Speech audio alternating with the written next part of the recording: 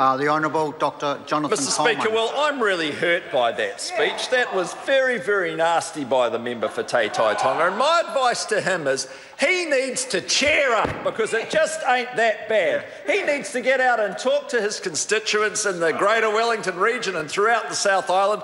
And my advice is he should spend a lot less time with Andrew Little, because it's having a really negative effect on that member's outlook on the economy, that member's outlook on life. And as for calling Nathan Guy here ineffectual, well, I'm just appalled by that. This is the greatest Minister of Primary Industries we've ever had. In fact, he's the first Minister of Primary Industries we've ever had.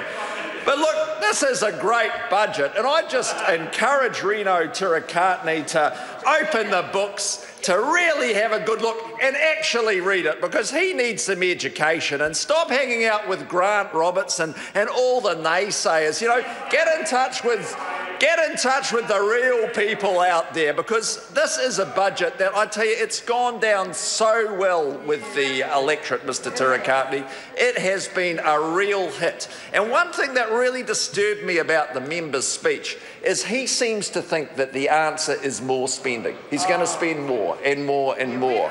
But he's not focused on the results. Where's he going to get that money from? Where's it going to come from? Is he going to conjure it out of thin air? What's he going to do? There's been no answer in the last 10 days as we've sat through speech after speech from the Labour Party. All the Green parties contributed to the debate is that vicious attack on metrosexuals by Kevin Haig, which was reported in the Herald today. No ideas coming from the left at all, and yet here we have an excellent budget delivered by the greatest finance minister ever.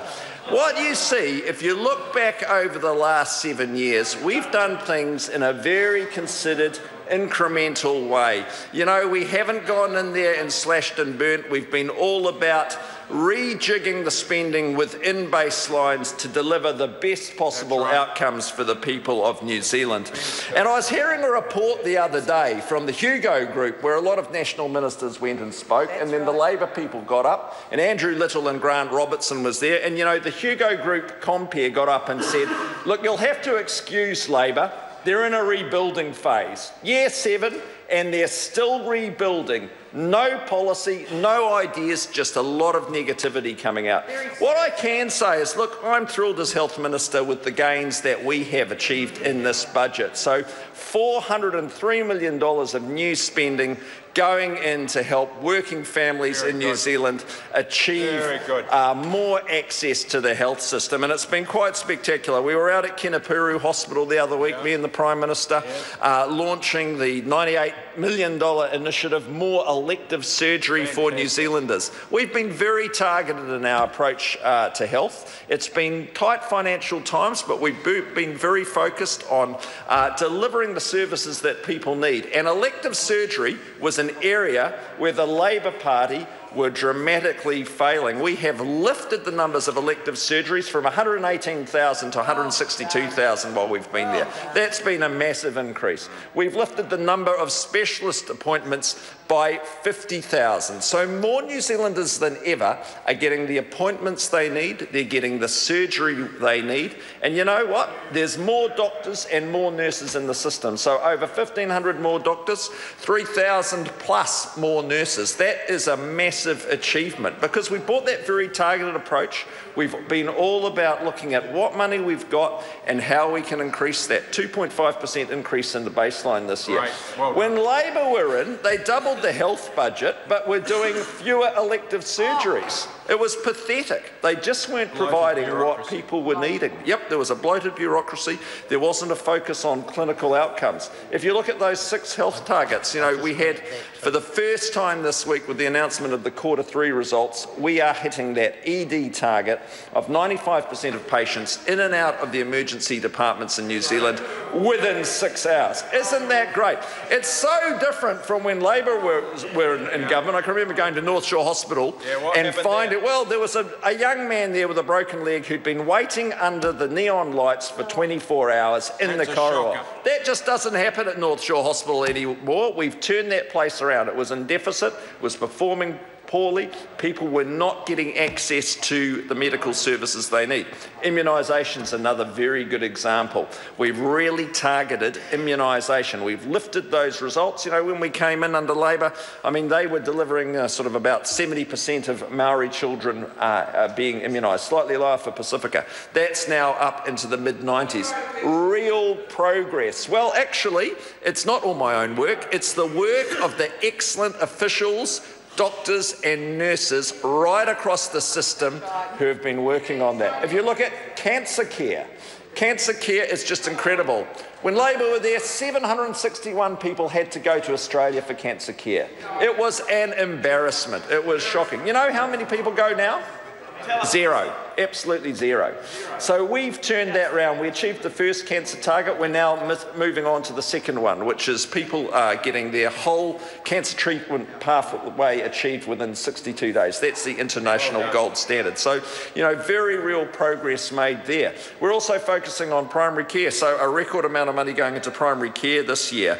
And of course, palliative care, very important to New Zealand families. You know, that end-of-life care. We've funded substantially into that. You know, well, it's a huge deal for people. So new money going to hospice, new money going into the provision of palliative care nurses. So, you know, very important contribution to something that really makes a difference for New Zealand families.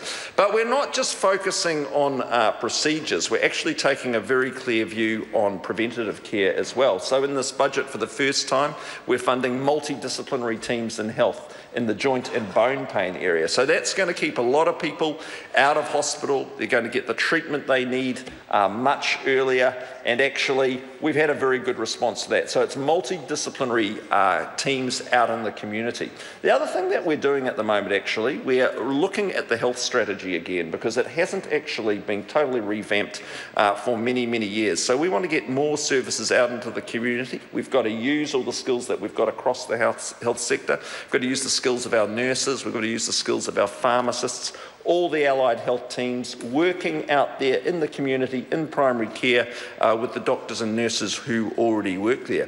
And I tell you what's interesting, when I go around the health system, I've been to all 20 DHBs, I sit down and say to the doctors and nurses and all the other members of the allied health team, well, okay, I've heard your view of the world.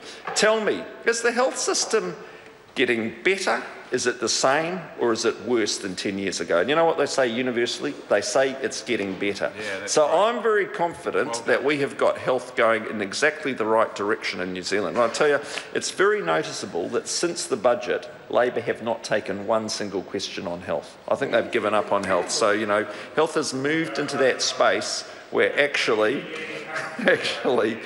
we've got it happening exactly the right way.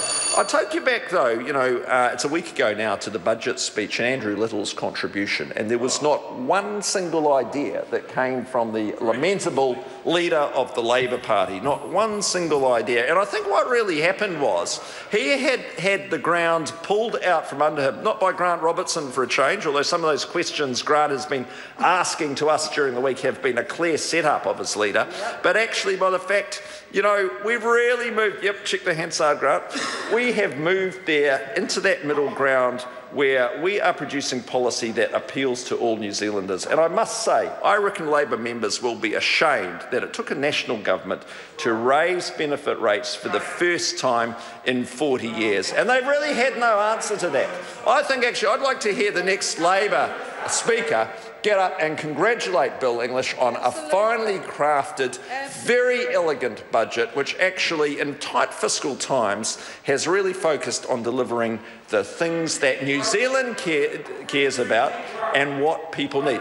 The other thing that's coming up, and Grant Robertson will be very supportive of this, and I would expect him to mention in his speech, free under 13 GP visits being rolled out from the 1st of July. That is a real achievement. Once again, right, delivered under a national government. Yep, and Grant Robertson is very pleased about that. I'm sure he will actually take a call on that. And I'm just surprised after 7 years that the Labour Party are not able to come up with a single new policy idea. And I don't know where those people are going to go, but, you know, I think it's a crisis on that side of the House. And I think, you know, if you ask people like the fictional Gene Simmons type character out there on the North Shore of Auckland, if he's happy, I'd say the average Kiwi is extremely happy with the budget and the national government. Thank you. The next call is a split call. David Clendon, 5 minutes. Thank you, Mr. Speaker. Mr. Speaker,